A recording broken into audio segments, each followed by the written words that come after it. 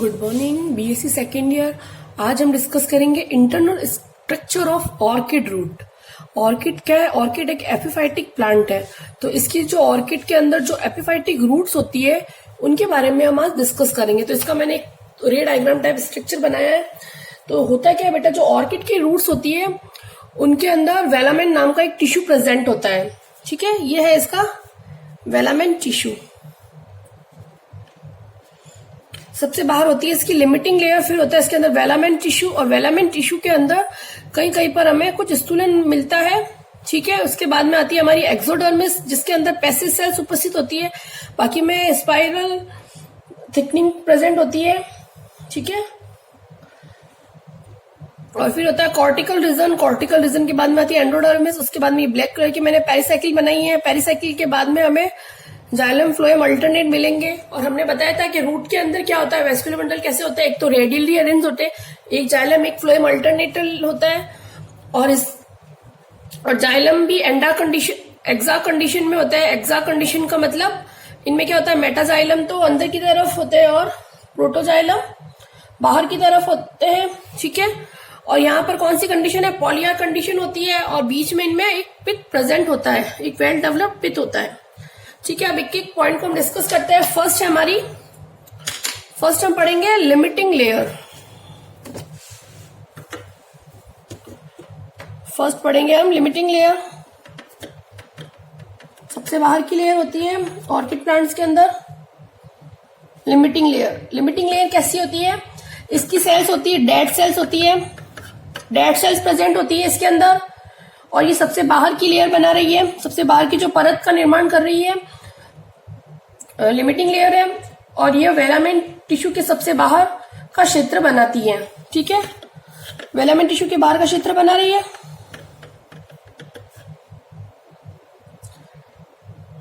Velamen उत्तक के बाहर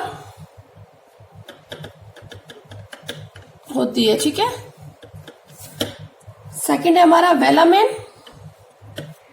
जो वेलामेन बता रहे हैं हम, जो एपिफाइटिक रूट्स के अंदर जो होता है फर्स्ट वेलामेन टिश्यू, उसके बारे में पढ़ते हैं। वेलामेन लेयर ये सबसे बाहरी परत के जस्ट नीचे होगी, लिमिटिंग लेयर के नीचे, सबसे बाहरी परत के नीचे होगी, सबसे बाहरी परत के नीचे है, सबसे बाहरी परत के नीचे उपस्थित होती है। ठीक है, और इसके उत्तक की बहुत सारी परतें होती है, बहुस्तरीय होती है। मल्टीपल एपिडर्मिस भी कह सकते हैं इसे, ये बहुस्तरीय होती है, मल्टीपल एपिडर्मिस की बनी होती है वेलामेन टिश्यू। वेलामेन की जो परत होती है वेलामेन, ठीक है, और इसके अंदर कुछ इसकी जो सेल्स होती है बहुत ज्यादा सुदीर्घित होती है, सुदीर्घित और मृत। सुदीर्घित कोशिकाएं होती है, मृत और मोटी भित्ति वाली होती है, मृत व मोटी भित्ति वाली सेल्स होती है, भित्ति वाली सेल्स उपस्थित होती है इसके अंदर। ठीक है, और इनके अंदर क्या होता है, इस परत के अंदर सर्पिलाकार व जालिकावत कुछ भित्तियों का स्थूलन भी उपस्थित होता है। जो मैंने आपको बताया पीछे जो स्थूलन था, तो कुछ स्थूलन भी उपस्थित होता है, सर्पिलाकार और स्थूलन। स्थूलित सेल्स होती है, उनमें कैसा स्थूलन होता है, सर्पिलाकार या जालिकावत। ठीक है, इसके अलावा जो इसका मुख्य कार्य क्या होता है, वेलामेन उत्तक है इसके अंदर, तो वेलामेन उत्तक का मुख्य कार्य क्या होता है, वेलामेन उत्तक जो ये प्लांट्स के बारे में हम बार बार पढ़ रहे, जो एपिफाइटिक प्लांट्स होते हैं इनके अंदर वेलामेन टिश्यू उपस्थित होता है इनकी रूट्स के अंदर। तो ये वेलामेन उत्तक कार्य क्या करता है, वेलामेन उत्तक का कार्य होता है जो एटमॉस्फेयर की जो ह्यूमिडिटी होती है, एटमॉस्फेयर की नमी को ये अवशोषित करता है, और अवशोषण कर प्लांट्स के अंदर वाटर की कमी को पूरा करता है, जल की कमी को, प्लांट के जल की कमी को पूरा करता है। और एक एपिफाइट प्लांट, इसीलिए इन एपिफाइट रूट्स को हम बोलते हैं, इसीलिए ये जो एपिफाइटिक रूट्स है इनको हम बोलते हैं आर्द्रताग्राही प्रकृति वाली जड़ें। एपिफाइटिक रूट्स को आर्द्रताग्राही गुण प्रदर्शित करती है। एपिफाइटिक रूट्स आर्द्रताग्राही प्रकृति हाइग्रोस्कोपिक नेचर को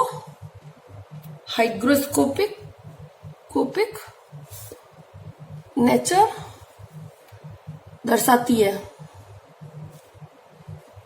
ठीक है, इसके अलावा वेलामेन उत्तक में जड़ के अंदर कोमल आंतरिक उत्तकों की इसके साथ साथ ही क्या करती है, जो अंदर के जो उत्तक होती है उनको सुरक्षा जो अंदर के जो कोमल उत्तक होते हैं उनको सुरक्षा भी प्रदान करती है। इसका मतलब वेलामेन टिश्यू का काम देखे तो हम बार बार पढ़ते हैं कि भाई हम बोल रहे हैं एक होता है एपिफाइटिक प्लांट है, इनको ऑर्किड एक एपिफाइटिक प्लांट है। इसके साथ साथ उसको बोलते हैं स्पेस पैरासाइट। जैसे कोई प्लांट है, इसके ऊपर जैसे ये प्लांट है, इसकी स्टेम के ऊपर ये लगा हुआ है, ये ऑर्किड का मान लो प्लांट है, ये ऑर्किड का प्लांट यहाँ लगेगा और इसकी जड़ें जो होती है वो ऐसे ही लटकी हुई रहती है। तो ये क्या करती है, जो एनवायरमेंट, ये पूरा प्लांट है, इसके ऊपर ये ऑर्किड का प्लांट लगा हुआ है। ठीक है, ये क्या है, ऑर्किड का प्लांट, और इसके अंदर ये जड़ें होती है जो जिनको एपिफाइटिक रूट्स भी बोलते हैं, और ये हाइड्रोस्कोपिक नेचर की होती है। एनवायरमेंट में से ये जो भी ह्यूमिडिटी होती है उसको एब्जॉर्व कर लेगी, ह्यूमिडिटी को एब्जॉर्व करके जो प्लांट के अंदर जो वाटर की जो कमी होती है उसको पूरा करेगी, यानी कि जल का अवशोषण, जल की कमी को पूरा करेगी। इस जल का उपयोग ये फोटोसिंथेसिस रिएक्शन में करेगी, क्योंकि बाकी तो सब कुछ होता है इस प्लांट के पास, और ये किसी प्लांट के ऊपर एज अ स्पेस पैरासाइट रहता है, स्थल परजीवी की तरह, वहां से कुछ भी न्यूट्रिएंट वगैरह एब्जॉर्ब नहीं करेगा, केवल वो वहां पर स्पेस लेके रहेगा, जगह लेके रहेगा। ठीक है, तो ये जो वाटर को एब्जॉर्ब करेगी वो फोटोसिंथेसिस में हेल्प करेगी, वाटर को लेगी एनवायरमेंट से, एनवायरमेंट से कार्बन डाइऑक्साइड को एब्जॉर्ब करेगी, कार्बन डाइऑक्साइड को लेके water, carbon dioxide, photosynthesis reaction में क्या क्या होता है, वाटर क्या फोटोसिंथेसिस रिएक्शन में क्या करेगा, ये फोटोसिंथेसिस रिएक्शन करेगी। फोटोसिंथेसिस रिएक्शन में क्या क्या होता है, एनवायरमेंट में से कार्बन डाइऑक्साइड प्लस वाटर को जो इसने एनवायरमेंट से ह्यूमिडिटी के फॉर्म में एब्जॉर्ब किया है वो वाटर, सनलाइट की फॉर्म में क्लोरोप्लास्ट तो इसके अंदर होता ही है, ऑर्किड की लीव्स के अंदर भी, और फिर क्या बनाएगी ये अपना ग्लूकोज का मॉलिक्यूल प्लस, या शुगर कह सकते हैं, शुगर मॉलिक्यूल बनाएगी और साथ में ऑक्सीजन को लिबरेट करेगी। ठीक है, ये होती है फोटोसिंथेसिस रिएक्शन और ये होती है इसके अंदर। ठीक है, वेलामेन टिश्यू। फिर है थर्ड लेयर है हमारी, फर्स्ट हो गई लिमिटिंग लेयर, उसके नीचे वेलामेन, और वेलामेन उत्तक का और कार्य होता है, ये जो कोमल और आंतरिक उत्तक होते हैं उनको सुरक्षा प्रदान करने का भी एक बहुत बड़ा कार्य करती है। थर्ड है एक्सोडर्मिस, क्योंकि हम बोल रहे हैं एक तरह से ये एपिडर्मिस का ही रूप है, तो अब अंदर वाली जो आएगी उसको हम बोलेंगे एक्सोडर्मिस। एक्सोडर्मिस कहाँ उपस्थित होती है, जस्ट वल्कुट के बाहर। डायग्राम देखते रहिए, डायग्राम में मैं बताती हूँ, जस्ट वल्कुट के बाहर, कॉर्टेक्स के जस्ट बाहर एक्सोडर्मिस उपस्थित होती है। एक्सोडर्मिस एज अ एपिडर्मिस ही होती है, वल्कुट के बाहर, वल्कुट की बाहरी परत कह सकते हैं इसे हम, वल्कुट की बाहर वाली परत होती है। इनकी सेल्स में क्या होता है, सुबेरिन का निक्षेपण होता है, सुबेरिन का स्थूलन, निक्षेपण होने से स्थूलन हो जाता है, और कुछ होती है, कुछ कोशिकाएं में थिकनिंग नहीं हो पाती है, अनथिकनिक जो सेल होती है जिनके ऊपर सुबेरिन का थिकनिक नहीं हो पाती है, अनथिकनिक्ड सेल, उनको हम बोलते हैं मार्ग कोशिकाएं, वो बन जाती है मार्ग कोशिकाएं, मार्ग सेल्स। और इसके द्वारा क्या होता है, वाटर का मार्ग सेल क्या करती है, मार्ग कोशिकाएं जल का और खनिज लवणों का सहवन करती है, जल का सहवन करेगी, जल का सहवन करती है। ठीक है, एक्सोडर्मिस जस्ट हमारे वेलामेन टिश्यू के नीचे प्रेजेंट होती है। इनके अंदर जो सेल्स होती है उनके ऊपर सुबेरिन का स्थूलन पाया जाता है। ठीक है, सुबेरिन के निक्षेपण से स्थूलित हो जाती है एकदम, और जो स्थूलित नहीं होती है वो मार्ग कोशिकाएं बन जाती है, और मार्ग कोशिकाओं से जल का सहवन होता है, और साथ ही इनमें कुछ नलिकाओं के रूप में भी ये कार्य करती है, सहवन के साथ ही ये नलिकाओं के रूप में कार्य करती है। फिर हमारी फोर्थ है वल्कुट, यह एक्सोडर्मिस के जस्ट नीचे उपस्थित होता है, एक्सोडर्मिस के नीचे है वह एंडोडर्मिस के ऊपर उपस्थित होता है, ऊपर उपस्थित होता है, और यह मल्टी लेयर्ड होता है। मल्टी लेयर्ड, बहुत सारी लेयर्स होती है इसके अंदर, और यह इसके मल्टी लेयर्ड होता है। इसके साथ ही ये मृदुत्व की कोशिकाओं का बना होता है, मृदुत्व की कोशिकाओं का, पैरेन्काइमेटस सेल्स का बना होता है।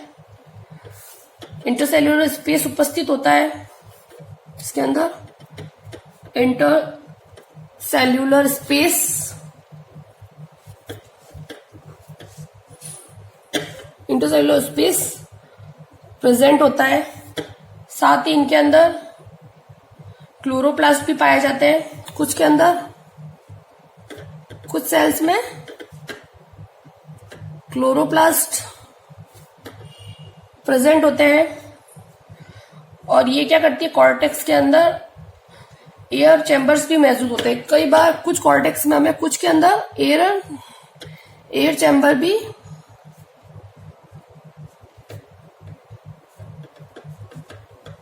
यानी कि वल्कुट का होता है, कॉर्टेक्स का प्रेजेंट होता है एक्सोडर्मिस के नीचे, और एंडोडर्मिस के ऊपर का जो पूरा क्षेत्र होता है मल्टी सेलुलर लेयर होता है। ये पैरेन्काइमेटस सेल्स की बनी होती है, और इनकी जो सेल्स होती है इनके बीच में कुछ स्पेस प्रेजेंट होता है, जैसे बोलते हैं इंटरसेलुलर स्पेस।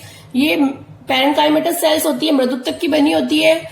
इनकी कुछ कोशिकाओं में क्लोरोप्लास्ट भी प्रेजेंट होता है, और कभी कभी कुछ कोशिकाओं में एयर चैम्बर्स भी उपस्थित होते हैं। फिर है फिफ्थ अब एंडोडर्मिस।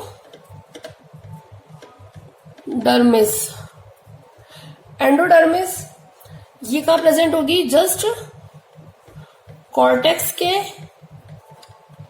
नीचे व पेरिसाइकिल के ऊपर उपस्थित होती है, या कॉर्टेक्स के जस्ट नीचे और पेरिसाइकिल के जस्ट ऊपर उपस्थित होती है। ठीक है, और इनकी सेल इनकी कोशिकाओं पे भी रेडियली सुबेरिन का निक्षेपण और स्थूलन पाया जाता है। इसकी परत की कोशिकाएं स्थूलित नहीं होती है, पतली भित्ति वाली होती है। इनमें मार्ग कोशिकाएं, ठीक है, इसके अंदर भी हम लिखते हैं इनकी कोशिकाओं में अरी भित्तियों पर स्थूलन प्रेजेंट होता है। अरी भित्तियों पर सुबेरिन का स्थूलन होता है। सुबेरिन का स्थूलन या निक्षेपण, सुबेरिन का निक्षेपण एवं स्थूलन व निक्षेपण होता है। और इस परत की तथा परत की जिन कोशिकाओं में कि कुछ कोशिकाएं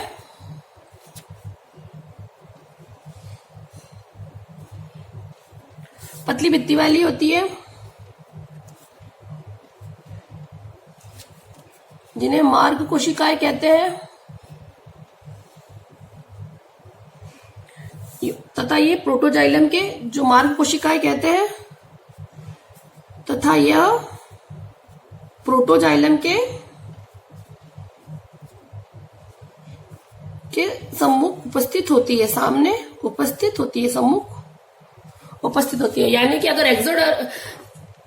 अगर हम वल्कुट के नीचे देखें तो हमें एपिडर्मिस मिलेगी, तो ये वल्कुट के जस्ट नीचे और पेरिसाइकिल के ऊपर उपस्थित होती है। इनकी कोशिकाओं में, इनके ऊपर जो कोशिकाएं होती है, इनकी कोशिकाओं में अरी भित्तियों पर सुबेरिन का निक्षेपण और स्थूलन होता है। और इनमें कुछ कोशिकाओं पतली भित्ति वाली होती है, जिन्हें मार्ग कोशिकाएं कहते हैं। और जो मार्ग कोशिकाएं होती है वो प्रोटोजाइलम के सम्मुख उपस्थित होती है। ठीक है, अब हमारी 6th है पेरिसाइकिल या परिरंभ। यह एंडोडर्मिस के नीचे उपस्थित होता है और एक परत के रूप में होता है। एंडोडर्मिस के नीचे एक परत के रूप में उपस्थित होता है। ठीक है, फिर है हमारा फोर्थ है, 6 के बाद में 7th होगा वेस्क्यूलर टिश्यू।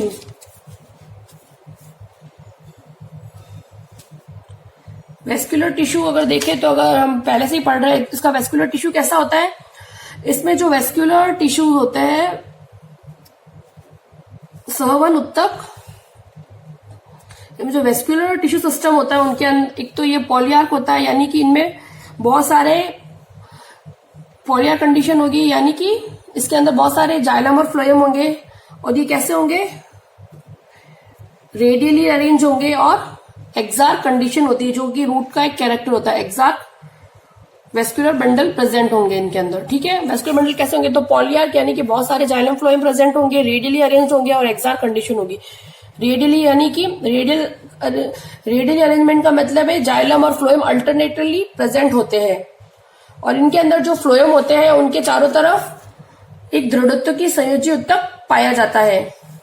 इनके अंदर जो फ्लोएम होता है, फ्लोएम के चारों तरफ स्क्लेनकाइमेटस कनेक्टिव टिश्यू प्रेजेंट होता है, दृढ़ोत्तक की संयोजी उत्तक उपस्थित फ्लोएम के अंदर। ठीक है, उसके अलावा इनके अंदर क्या होता है, जाइलम के अंदर क्या क्या प्रेजेंट होता है,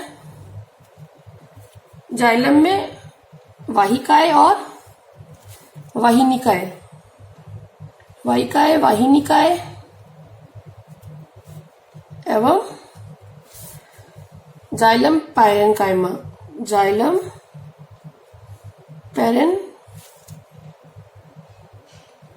पैरेन्काइमा प्रेजेंट होती है। ठीक है, और फ्लोएम के अंदर क्या क्या होता है, इनका जो फ्लोएम होता है, अगर फ्लोएम के अंदर बात करें तो फ्लोएम के अंदर क्या क्या होता है, एक तो सीव ट्यूब होती है, sieve tube comma sieve tube, एक तो होता है सीव ट्यूब एलिमेंट, और एक होती है, दूसरी होती है कंपेनियन सेल्स। ठीक है, कंपेनियन सेल्स प्रेजेंट होती है, और इनका जो प्रोटोजाइलम होता है उस पर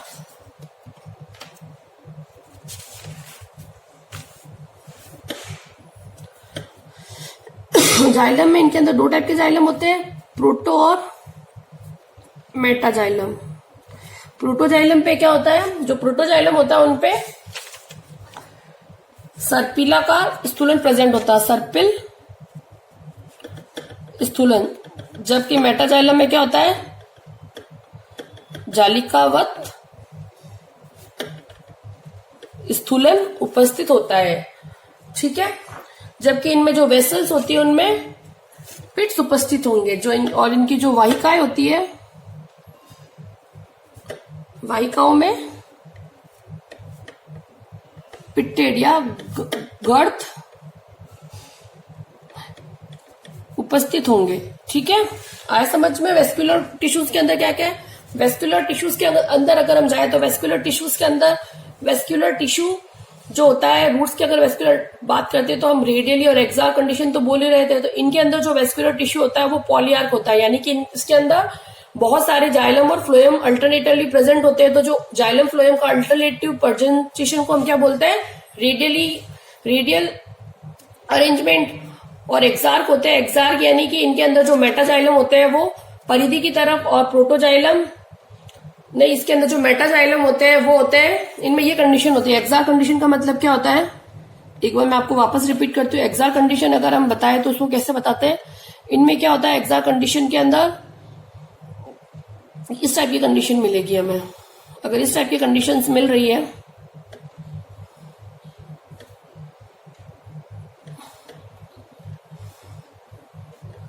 ये कंडीशन मिलती है, तो इसका मतलब ये एक्सार्क है, यानी कि प्रोटोजाइलम परिधि की तरफ और मेटाजाइलम केंद्र की तरफ उपस्थित होते हैं, तो इसको बोलते हैं एक्सार्क कंडीशन। और रूट्स में हमेशा एक्सार्क कंडीशन मिलता है, और इनके जो फ्लोएम होते हैं उनके चारों तरफ दृढ़ोत्तक की संयोजी उत्तक पाया जाता है, स्क्लेनकाइमेटस संयोजी टिश्यू प्रेजेंट होता है। ठीक है, और इनका जो फ्लोएम जाइलम होता है, जाइलम के अंदर हमें वाहिकाएं, वाहिनिकाएं और जाइलम पैरेन्काइमा मिलती है। इसके साथ ही इनके जो जाइलम होते हैं, जाइलम में प्रोटोजाइलम और मेटाजाइलम होता है, और प्रोटोजाइलम छोटे वाले जाइलम को बोलते हैं। इनके ऊपर सर्पिलाकार स्थूलन उपस्थित होता है, जबकि मेटाजाइलम के अंदर जालिकावत स्थूलन उपस्थित होता है। ठीक है।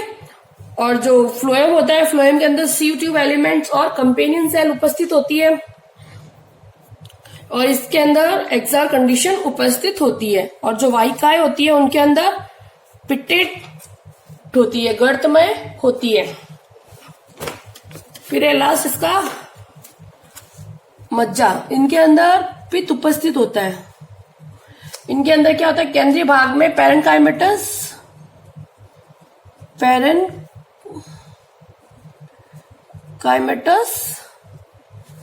पित्त उपस्थित होता है, वेल डेवलप्ड। और इनकी असंख्य कोशिक, इनके अंदर असंख्य पैरेन्काइमेटस पित्त होता है, और इनमें इंटरसेल्यूलर स्पेस भी प्रेजेंट होता है। इंटरसेल्यूलर स्पेस पाया जाता है। और ये जो ये पित्त की सेल्स होती है आगे जाकर स्क्लेरिफाइड्स होती है, और जो पित्त सेल्स होती है आगे जाकर कैसी हो जाएगी, दृढ़ीकृत होती है। इसका मतलब इनमें वेल डिफाइंड प्रेजेंट होता है, इनमें वेल डिफाइंड पित्त प्रेजेंट होता है, पैरेन्काइमेटस सेल्स का बना होता है। इनमें बहुत सारे इंटरसेलुलर स्पेस प्रेजेंट होते हैं, और जो पित्त की सेल्स होती है वही आगे जाकर स्क्लेरिफाइड या दृढ़ीकृत होती है। ठीक है। ये तो हो गया हमारी ऑर्किड के रूट के बारे में, हमने पूरा बताया कि ऑर्किड की जो एपिफाइटिक रूट होती है उसके बारे में हमने पूरा डिस्कस किया। अब हम पढ़ेंगे सेकंड, नया टॉपिक पढ़ रहे हैं। अब नया टॉपिक है ओरिजिन ऑफ लेटरल रूट्स।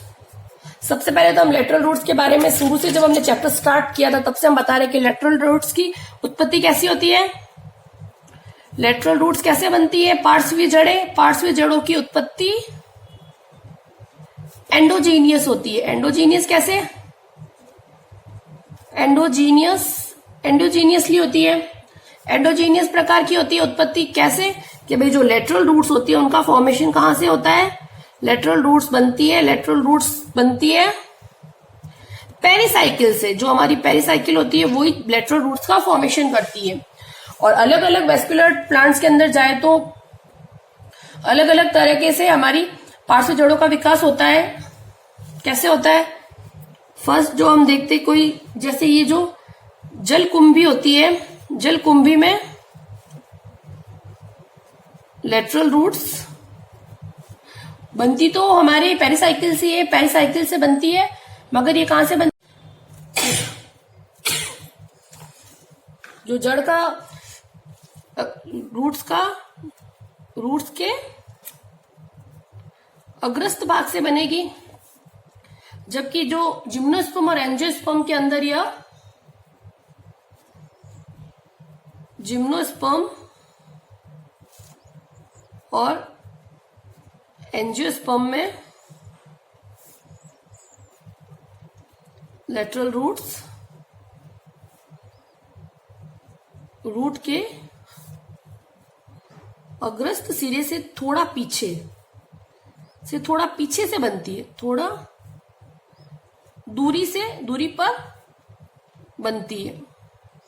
यानी कि अगर जलकुंभी है तो उनके अंदर जो लेटरल रूट्स का फॉर्मेशन का होगा, रूट के अग्रस्त सिरे से ही लेटरल रूट्स बनना शुरू हो जाएगी। जबकि जिम्नोस्पर्म और एंजियोस्पर्म में क्या होता है, जो लेटरल रूट्स जो बनती है, लेटरल रूट्स रूट के अग्रस्त सिरे से थोड़ी दूर पे बनना शुरू होती है।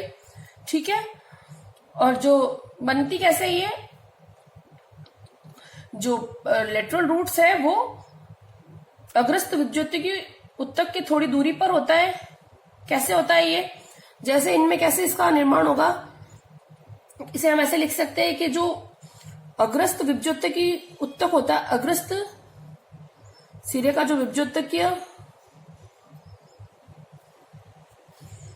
उत्तक के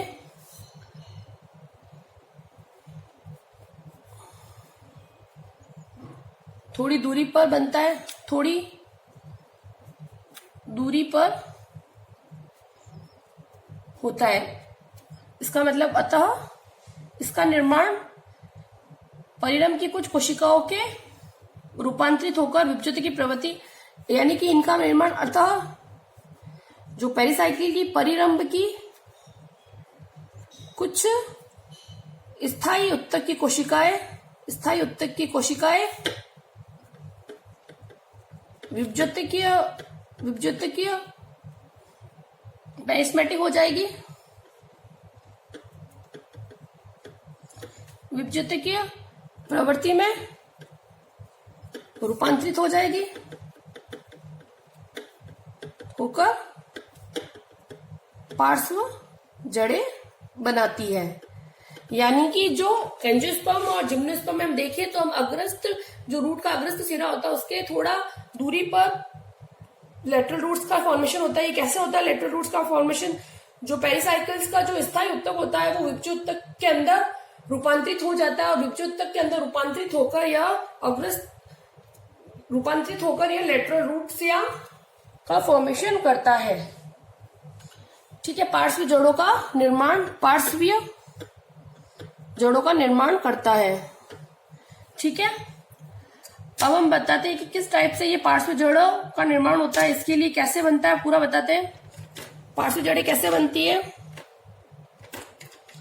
पार्श्व जड़ें बनने के समय क्या होता है कि हम बोल रहे हैं कि भाई पेरिसाइकिल होती है वो मेरिस्मेटिक हो जाती है। तो क्या होगा निर्माण के समय?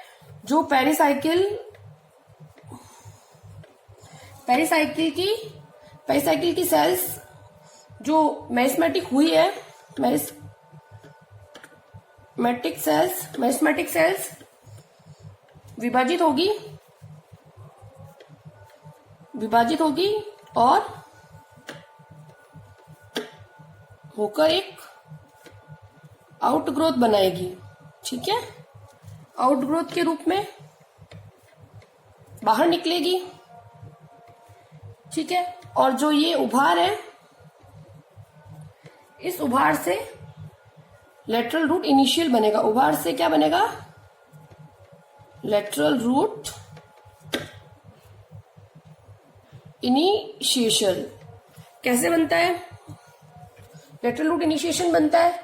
फिर क्या होगा इस टाइम में? क्या होगा जब ये बनता है उस समय एंडोडर्मिस की सेल्स नष्ट हो जाएगी और ये उभार धीरे धीरे बाहर की ओर वृद्धि करेगा।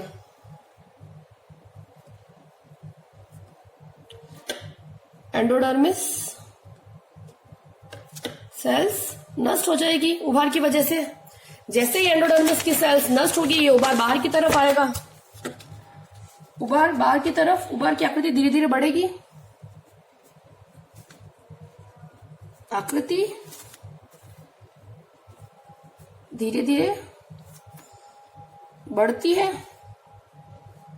और ये क्या करेगी? वल्कुट सेल्स को नष्ट कर देगी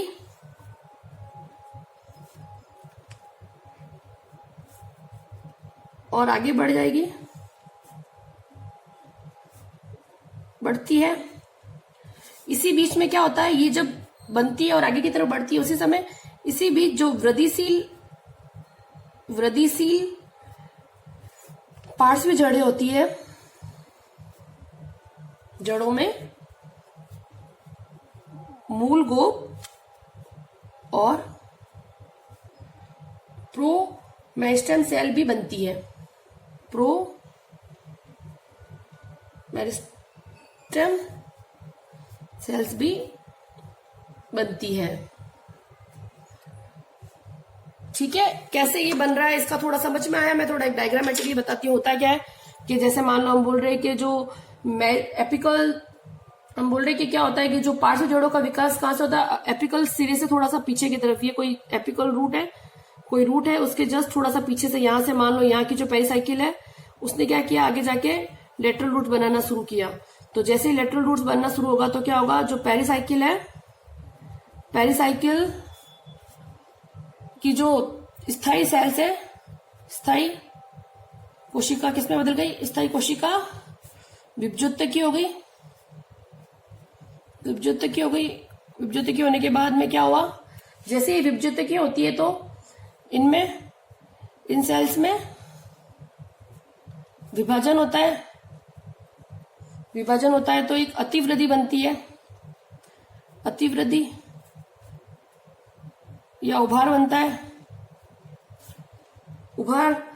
ये उभार जब, और ये उभार क्या कहलाता है, इस उभार को हम बोलते हैं root, lateral root initiation, initiation. और ये क्या करती है, ये क्या करेगी, एंडोडर्मिस को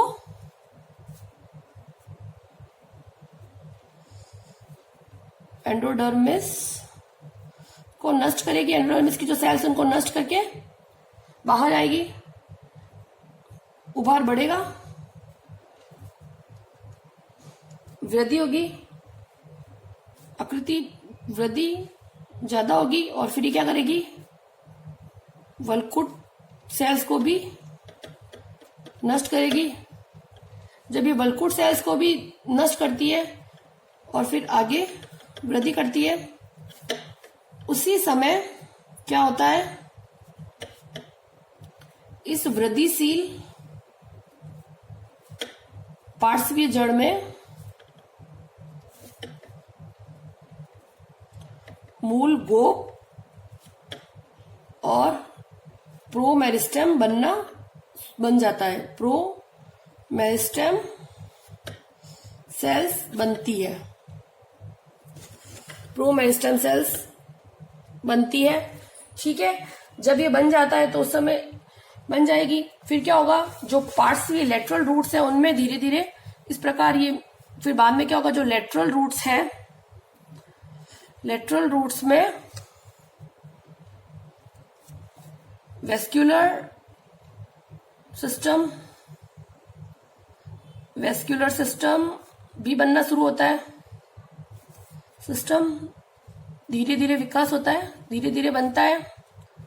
ठीक है, फिर क्या होगा, ये आगे चलकर पेरिसाइकिल की, आगे जाके क्या करेगी, आगे चलकर जो परिरंभ की मुख्य जड़ के संवहन तंत्र से आगे जाके ये पेरिसाइकिल की,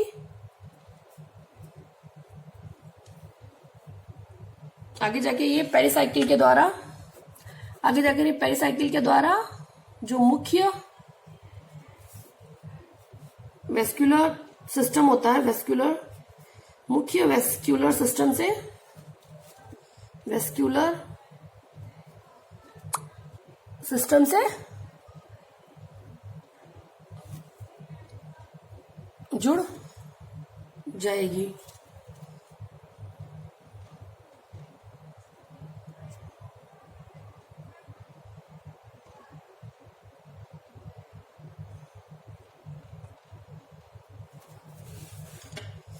मुख्य वेस्कुलर टिश्यू से ये जुड़ जाएगी। जब ये मुख्य वेस्कुलर टिश्यू से जुड़ जाती है, लेटरल रूट्स में वेस्कुलर सिस्टम धीरे धीरे बनता है।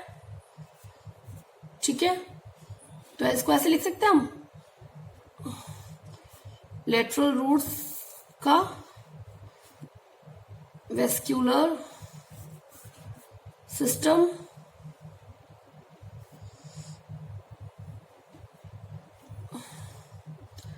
पेरिसाइकिल के द्वारा मेन वेस्कुलर सिस्टम से ऐड हो जाएगा। ठीक है, ऐड होने के बाद में ये क्या करेगा, ऐड होने से क्या होगा, जो लेटरल रूट्स है उनमें ज्यादा वृद्धि होगी, रूट्स में ग्रोथ बढ़ जाएगी, ग्रोथ अधिक होगी, और अधिक ग्रोथ होने के बाद में क्या करेगी, ये जो मेन रूट होती है, मेन रूट की एपिडर्मिस को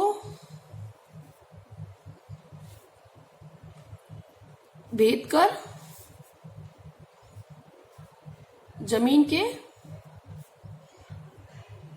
संपर्क में आ जाएगी। जमीन के संपर्क में आने के बाद में ये क्या करेगी, ये भी क्या करेगी, प्लांट के लिए जल व खनिज लवणों का अवशोषण। ठीक है, आया समझ में। योगदान देगी, अवशोषण कर योगदान देगी, ठीक है, सक्रिय योगदान देगी। होता क्या बेटा इसमें, कैसे बनता है कि भाई जैसे हम बोल रहे हैं कि लेटरल रूट्स का ओरिजिन कैसे होगा, लेटरल रूट्स का ओरिजिन हम बोल रहे हैं पेरिसाइकिल से होता है और एंडोजीनियसली होता है। एंडोजीनियसली हो रहा है यानी कि पेरिसाइकिल से हो रहा है।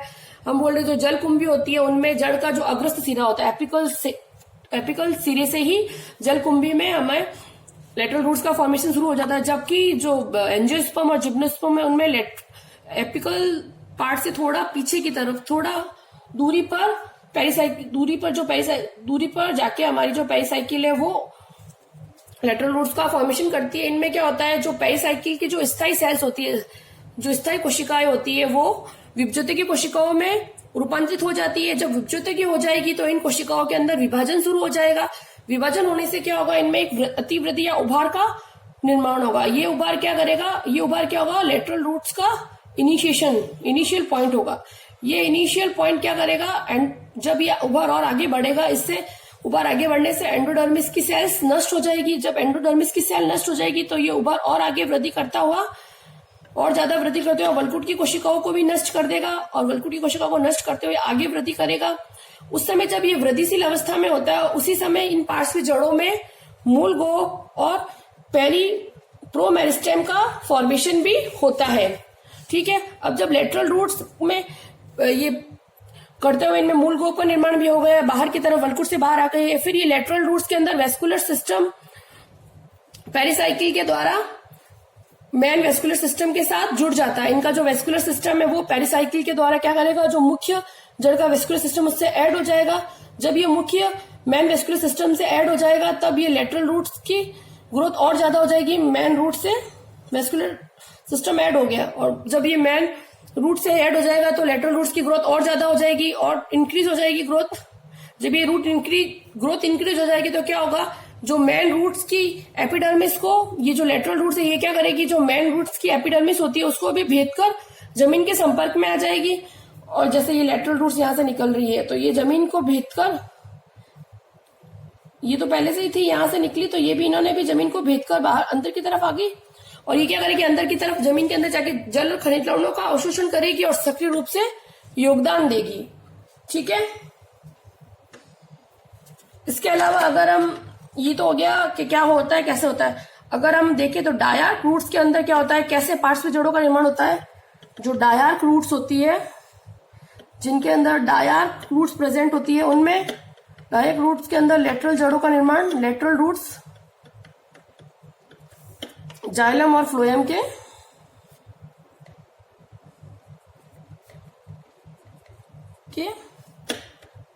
बीच जो उपस्थित पेरिसाइकिल होती है वहां से, पेरिसाइकिल से बनती है। जबकि जो हमारी ट्रायर्क कॉमा टेट्रार्क के अंदर जो, और पेंटार्क, ट्रायर्क, टेट्रार्क और पेंटार्क के अंदर क्या होता है, पेंटार्क में लेटरल रूट्स कहां से बनती है, लेटरल रूट्स बनती है जाइलम के सामने से, जाइलम के सम्मुख पेरिसाइकिल से, ठीक है। और लास्ट है जो पॉलीआर्क होता है, पॉलीआर्क के अंदर लेटरल रूट्स कहां से बनती है, लेटरल रूट्स बनती है फ्लोएम के सम्मुख, जो फ्लोएम के सामने वाली जो पेरिसाइकिल होती है, फ्लोएम के, वापस एक बार लिख देती हूँ पॉलीआर्क का मैं अच्छे से। जो पॉलीआर्क कंडीशन में होता है, पॉलीआर्क रूट्स में क्या होता है, जो लेटरल रूट्स कहां से बनती है, लेटरल रूट्स बनती है फ्लोएम के सम्मुख पेरिसाइकिल से, साइकिल से, ठीक है। आया समझ में? एक बार वापस रिपीट कर देती हूं मैं थोड़ा सा।